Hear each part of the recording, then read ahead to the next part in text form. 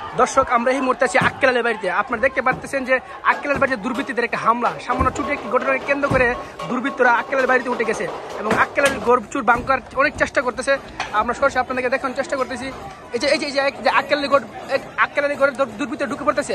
দেখেন কিভাবে দুর্বৃত্ত ঢুকে পড়ছে, একজন লাইট খুলে ফেলতেছে। দর্শক আপনারা দেখতে পাচ্ছেন, সরাসরি আমরা দেখাচ্ছি।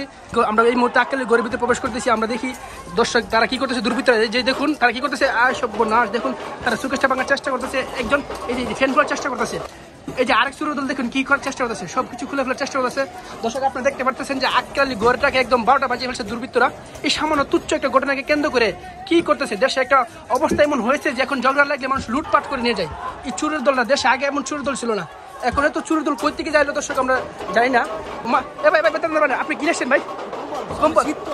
আচ্ছা ভাই কম্বল এসে ভাই আপনি কিনে এলেন কি? আরে ভাই রে ভাই চেল্লে এসে ভাই আপনার হাতে কিনে ভাই আর সব বোনাস দেখছেন ভাই, আপনি দেখতে পাচ্ছেন যে যা যে কিছু পাঠাচ্ছে নিয়ে আসছে। আরে ভাই আপনি কিনে আসলেন ভাই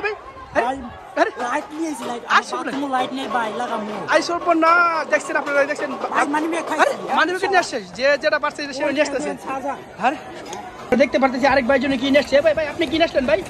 ভাই